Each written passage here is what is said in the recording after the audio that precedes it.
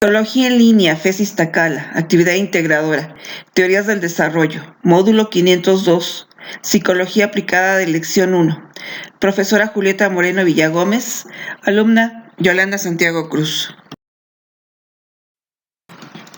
Las diferentes perspectivas teóricas muestran las dimensiones, ya que cada una de ellas tiene un enfoque distinto para explicar el desarrollo humano. Unas desde los factores internos, son los biológicos, y otros externos, que son las ambientales. Por tanto, el desarrollo humano puede verse en diferentes perspectivas o dimensiones que la componen. A continuación se compararán las teorías más importantes del desarrollo humano con respecto a algunas preguntas. ¿Cuáles son los factores que promueven el desarrollo psicológico desde cada una de las teorías revisadas? Conductismo. El aprendizaje es considerado como una simple asociación estímulo-respuesta. El individuo aprende a conocer la realidad objetiva a través de los sentidos, pero el estudiante es considerado como un ser pasivo, que solo reacciona a los estímulos ambientales. Con respecto al condicionamiento clásico, cuando se tiene un medio ambiente planeado, es posible cambiar la conducta a través de los procesos inconscientes. En el condicionamiento operante, se aprende a través de fortalecer un comportamiento en el que el resultado ha sido favorable, es el refuerzo, con lo que se aumentan las probabilidades de que ese comportamiento vuelva a ocurrir. Se aprende lo que es reforzado.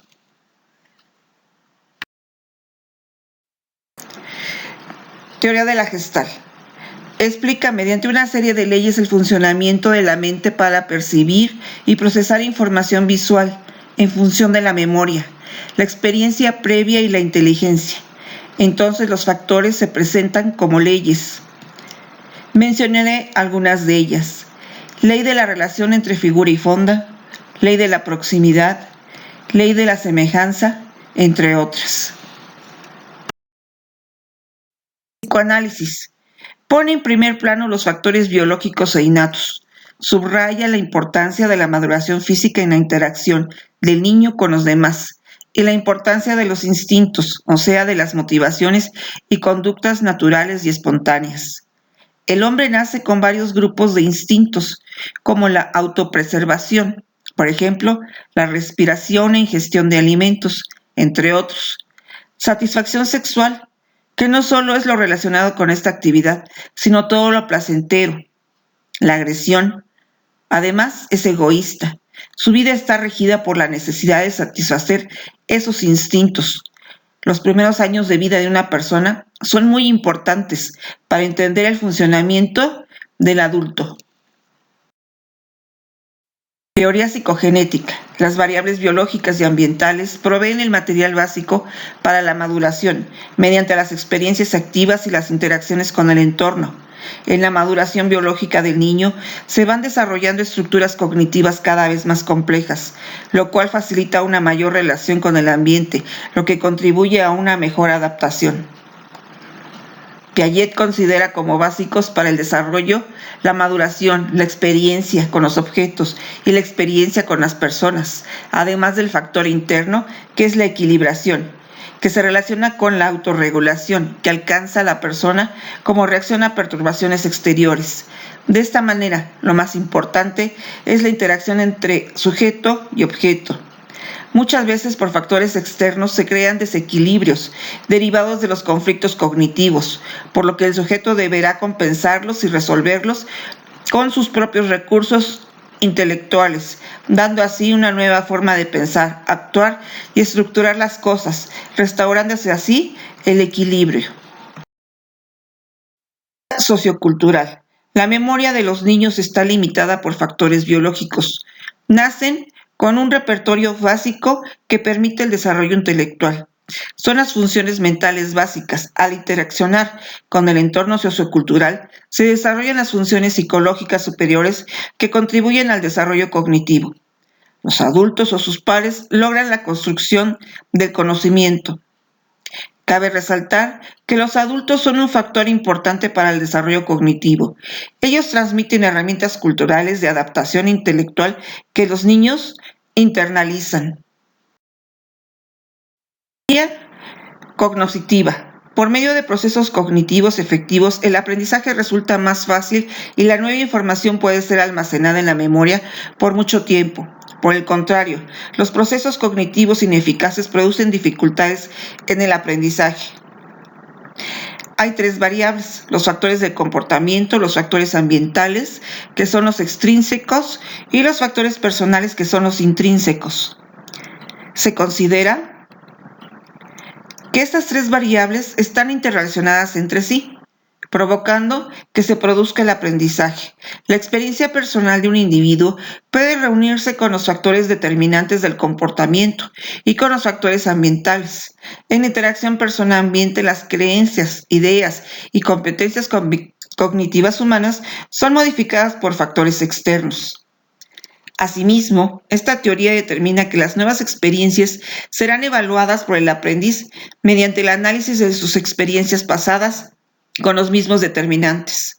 Por lo tanto, el aprendizaje constituye el resultado de una evaluación exhaustiva de la experiencia actual en comparación con el pasado.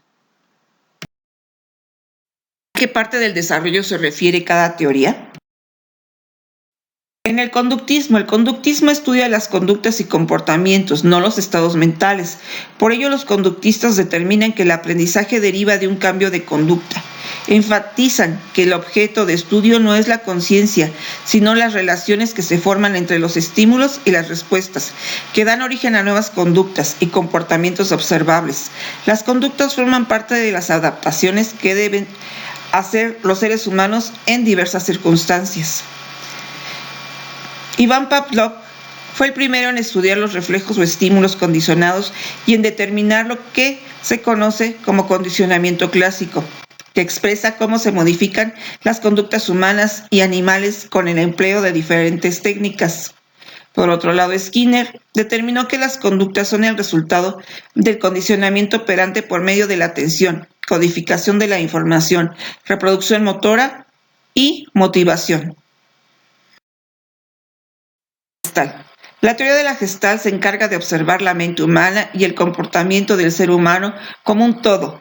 Este pensamiento holístico se fundamenta en la afirmación que dice que el todo es siempre más que la suma de sus partes. En este sentido, estudia el proceso mediante el cual nuestro cerebro ordena y les da sentido a las imágenes que recibe del mundo externo o de aquello que éste les ha parecido relevante. Esto explica que el cerebro humano tiende a interpretar un conjunto de elementos diferentes como un único mensaje. El psicoanálisis considera que el aparato psíquico está dotado de características o funciones diferentes, como el consciente, inconsciente y preconsciente, además del yo, superyo y el ello. En el psicoanálisis se emplea el término impulso o pulsión para analizar el comportamiento humano. La pulsión son estímulos provenientes de nuestro cuerpo que repercuten en nuestra psique.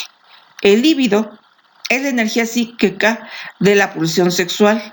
Los niños, a medida que crecen, descubren diferentes áreas del cuerpo en busca de la satisfacción. Las etapas de este desarrollo son las siguientes. La primera etapa, oral. Nacimiento a 18 meses. La segunda etapa, anal, 18 meses a 3 años. Tercera etapa, fálica, 3 a 6 años. La cuarta etapa, periodo de latencia, 6 años hasta la pubertad. Y la quinta etapa, genital, desde la pubertad. El exceso o ausencia de las etapas mencionadas durante el crecimiento del niño puede provocar enfermedades o trastornos mentales en la vida adulta.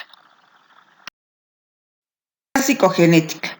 La psicogenética estudia el desarrollo de las funciones de la mente, la cual nota la existencia de elementos que permiten su evolución hasta estadios superiores. El desarrollo intelectual es un proceso de reestructuración del conocimiento y el desarrollo cognitivo depende de la maduración biológica del sujeto, de su experiencia física y social, así como de un proceso de equilibración permanente entre el sujeto y su realidad, lo que exige la puesta en marcha de la organización y la adaptación, que a su vez posibilitan los procesos de aprendizaje del ser humano. Por consiguiente, Piaget propone que en cada una de las etapas existen determinados procesos cognitivos, por lo que el sujeto es capaz de desplegar ciertas conductas, mientras que otros no.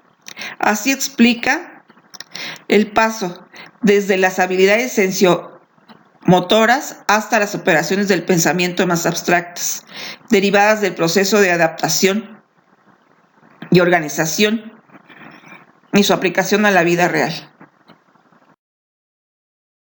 Sociocultural. Interacción entre aprendizaje y desarrollo. Refiere dos niveles evolutivos. 1. La resolución independiente de un problema define las funciones que ya han madurado, caracterizándose el desarrollo mental de forma retrospectiva. 2. Zona de desarrollo próximo. Define aquellas funciones que todavía no han madurado, pero se hallan en proceso de maduración. En este sentido, se caracteriza el desarrollo mental. Primero aparece el plano social y luego en el plano psicológico. El aprendizaje estimula y activa una variedad de procesos mentales que afloran en el marco de la interacción con otras personas, interacción que ocurre en diversos contextos y es siempre mediada por el lenguaje. Cognitiva. El desarrollo cognitivo es el proceso mediante el cual el ser humano va adquiriendo conocimiento a través del aprendizaje y la experiencia. Este proceso de desarrollo se debe a algo innato que el ser humano, la necesidad de relacionarnos y formar parte de la sociedad, está vinculado a la capacidad natural que tienen los seres humanos para adaptarse e integrarse a su ambiente, y no está vinculado a la inteligencia ni al coeficiente intelectual, sino que es un factor propio de la personalidad. El desarrollo cognitivo es la formación de la persona como tal y ocupa la primera etapa de la vida, definiendo así el resto de las etapas. Pese a que hay unas fases establecidas, estas pueden variar en cada sujeto, ya que nunca una misma señal o proceso va a ser entendida por dos individuos distintos de la misma forma. Métodos que refiere cada teoría. Conductismo. Los métodos de que se vale el conductismo son totalmente objetivos, es decir, en ellos no queda ni rastro de introspección. Los métodos han sido tomados de la biología, fisiología y psicología experimental, como observación objetiva, experimento, procedimientos de investigar la conducta ante un estímulo, los tests o pruebas aplicados en psicología de forma subjetiva. Gestalt.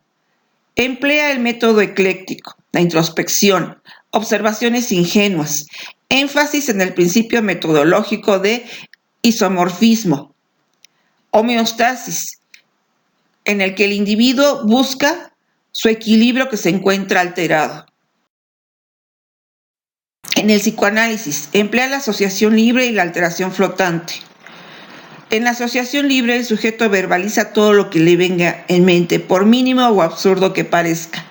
En la atención flotante es escuchar al paciente sin preocuparse si retiene o no sus palabras. Debe evitar toda influencia, sin juzgar, solo escuchar la angustia auténtica y oculta a la vez.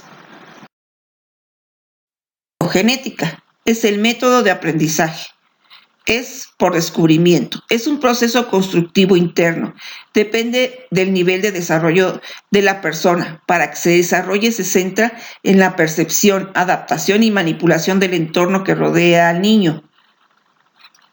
Para Jean Piaget, el desequilibrio de un niño al entorno es lo que lo lleva a la acción y así se produce el conocimiento. Estas conclusiones las obtuvo Piaget observando el crecimiento de sus hijos y de otros niños. Amplió el estudio con un test de inteligencia cultural.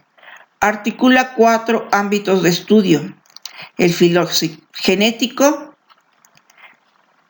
el histórico sociocultural, el ontogénico y el microgenético.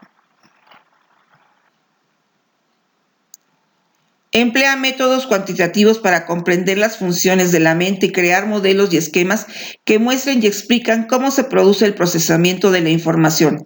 De allí que con el tiempo la teoría cognitiva haya ido incorporando nociones de la teoría de los sistemas, de la información y de la robótica.